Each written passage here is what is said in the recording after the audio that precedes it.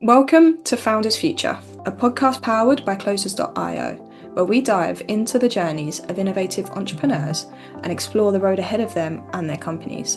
I'm your host, Olivia Salmons, and in each episode we'll uncover the stories behind impactful ventures, the challenges faced along the way, and the strategies driving their future growth. Today I'm very excited to be joined by Cheri Sacks, founder of Chronic Health Wisdom, a chronic health coach and educator who helps people navigate long-term health conditions with clarity, compassion, and sustainable strategies. Cheri's work supports individuals who are balancing ambition with reality, learning how to honour their bodies, manage energy, and redefine success without giving up on purpose or impact. Cheri, welcome to Founders Future. Thank you so much for joining me today. It's such a pleasure to have you here. Thank you for having me. It's so nice to meet you, and I'm so happy to be here. It's so lovely to meet you, and I feel like we're gonna have a very good time. So let's dive into this. So Cheri, with all of my guests, I do actually like to start at the beginning of their journey. So if you don't mind briefly taking me back to what it was you was doing before you started up Chronic Health Wisdom, and then from there, what was the motivation behind it? So I am a nurse and have always been a nurse since I graduated college many moons ago. And somewhere in the late 1990s, I joined a company and was a health coach. Along the way, I got my certification. I'm a diabetes educator. I'm still a registered nurse and picked up a lot of skills along the way. And I even ran a training department, training health coaches to do what I'm doing now. So that's kind of how I got here, and it's stuck with me throughout my career as I've moved on to other things. And I decided to go back to what I really enjoyed. Love that. So always had that purpose to just help people along with their health and their journey from the start. Did you ever have like an inkling or an itching to be an entrepreneur, or was it something you just kind of stumbled into throughout your journey? So I stumbled into it. The first health coaching company I was at was actually a tech digital health startup, and we were one of the first companies that did healthcare from home. It wasn't called telehealth at the time, but we had a system that patients could call into and report how they were feeling and what they were doing, and then we could respond back to that. So it was very early telehealth days. And from that journey, I've been in startups ever since. So I've done some fun stuff along the way. Yeah, fun stuff along the way, and a lot of skills I bet you picked up now running your own practice as well. Like you can really Yeah. combine the two together, which is really awesome. Really cool. Yeah, especially now in the age of AI. Yeah. Exciting time to get into it. So let's dive into the business a little bit. So when it comes to Chronic Health Wisdom, who would you say like is your ideal client? Who do you very much love to work with if you could choose every day? And then from there, how is it you help them and how do you support them along that health journey? Yeah, so I have two groups that I work with. Either people who are newly diagnosed with a condition and are overwhelmed and just don't know where to start, or maybe they've had the condition for a long time and they feel out of control and they need to kind of regroup and recenter and balance. And so whether it's somebody in business or whether it's somebody who is taking care of their parents and their parents need the help, I can work with the whole population to really help people manage their conditions. And it ranges from anything from diabetes and cardiovascular conditions to MS, to cancer, to anything that you have to deal with long term. Because people just need help. They need answers. They do. And I feel like at the moment there's a lot of like, not stigma, there's a wrong word, but a lot of like hidden secrets when it comes to health at the moment. There's a lot of stuff coming out. There's a lot more knowledge out there in the world about how we can have long-term health, how it can be really sustainable moving forward. So like what is the process like there to work with you? I'm assuming kind of high touch one-to-one level, but please correct me if I'm wrong. Yeah, and that's exactly it. For right now, I'm doing one-on-one coaching. So people call me up and we have a conversation to make sure we're a good fit, that I'm the right coach for them, and that they need my skills rather than a dietitian or somebody else, right? Like that has kind of matching skills, but I want to make sure it's a good fit.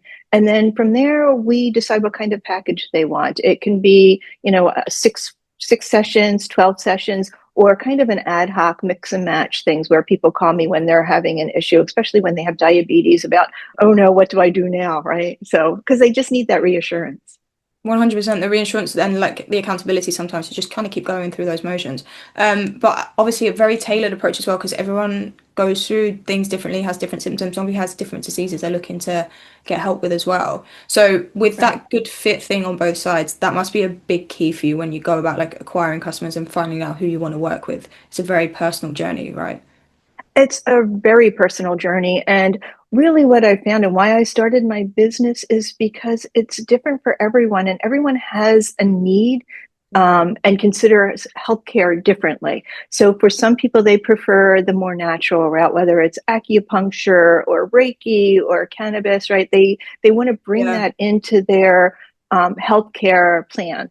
And so I help them do that safely. I can talk to people about anything, whether it's a psychedelic journey or whether it's really how do I manage my insulin.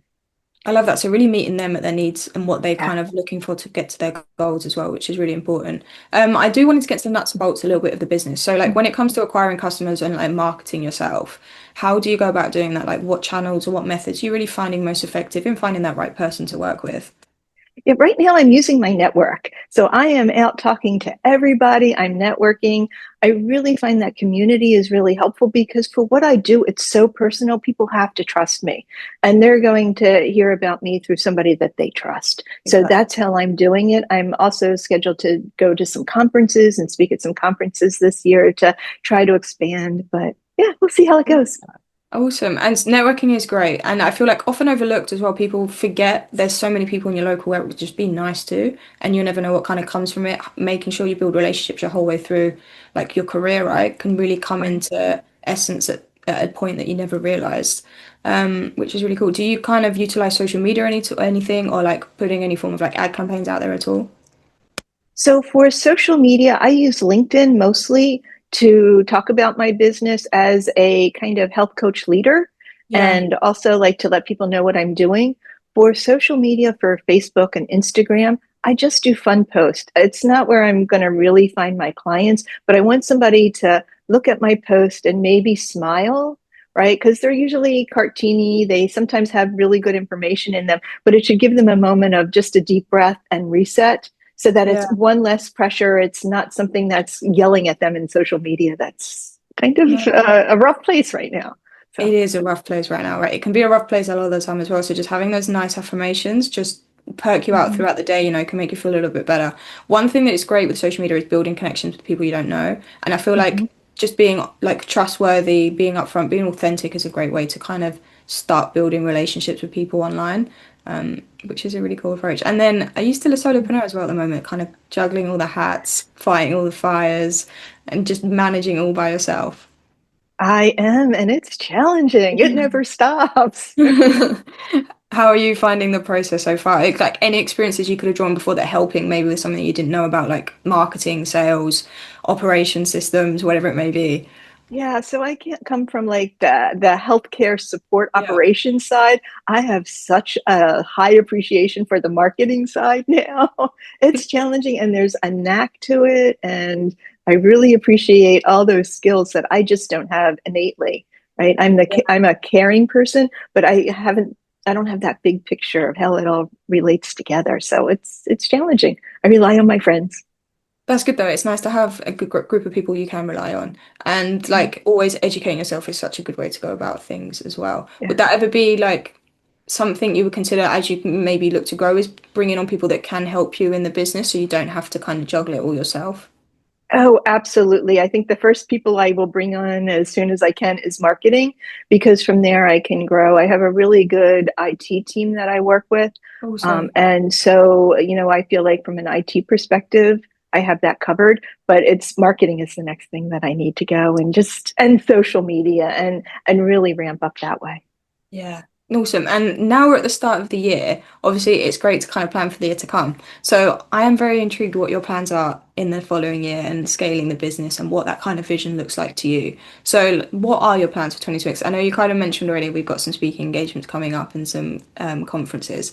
So like, what are your plans to scale and what does that look like for you, Sherry? Yeah, for me, it is getting out there and talking to people. And it's not necessarily talking to them about my business personally, although I think that will come. It's going to be a trickle down effect. I really want the world to to know that nice people still exist, because right now it's no matter where you live, it's kind of a Yeah. challenging time, and we need to lean on each other.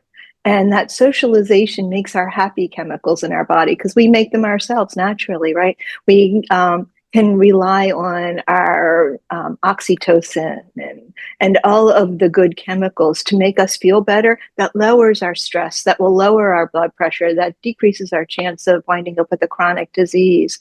And we forget that we need to leave our house, especially after COVID here in the United States, right? It's important. Yeah, it is important. And laughter is like the ultimate form of medicine sometimes. It's that first, as you Mm-hmm. say, that little like just relief of stress you get from having a little laugh to yourself or a smile here and there. Mm-hmm. And like, where are you finding maybe the biggest, obviously we mentioned marketing being somewhere you would improve, but the biggest challenge for yourself in kind of taking that next step in the business, like where are you maybe seeing you might have to come up against a wall that you might break down? Oh, those walls come up all the time. I am an introverted extrovert. So every Okay. time I have to talk to somebody, and it doesn't matter whether it's a client or somebody like you, Olivia, I have to put on my big girl pants and I have to like show up. I do too. I was actually talking to one of my colleagues today, and it's like I do have to like at the start of every day like really put on my social hat. I'm like gear myself up. I'm like, hold on, but I do really much love speaking to people all day long. But it is sometimes just that switch you need in your brain to be like, okay, I have to do this now, and I've got to do this now. But it's you kind of find out halfway through being an introvert is quite nice sometimes because you do Yeah, have that relaxing time at the end of it. yeah, exactly. It's kind of a funny switch, right? And I also found that, like, through COVID, of not really talking to people, I've forgotten how to speak. It's like, Yeah, what, like, and it's a skill that we have to practice. And I never realized that until, the last couple of years. yeah, communication is key. It's a scary thing, but it is key. Yeah. And then, so as you kind of see, obviously since COVID, the health sector has taken a lot of beatings, is what I want to say. And there's a lot of stuff coming out, a lot of um, different opinions now on like what health should look like and what we should be in control over. Kind of, how do you see yourself positioned in that field at the moment? Like, where are you kind of standing as you kind of see yourself growing as a specialist when it comes to chronic health? Yeah, so it's kind of for me, it's an East meets West kind of thing. There's a lot of trends out there, and some of them Yeah. are really great, and some of them have been around for a long time and have always been really great. They're just kind of recycling, and other ones are not so good. And so it's kind of going through that and not relying on AI. AI is great to Mm. help you with managing specific questions or specific things, but it doesn't necessarily ask you the things that a human would ask you. I can hear changes in somebody's speech or somebody's Yeah. respiratory patterns, and right now AI just isn't there.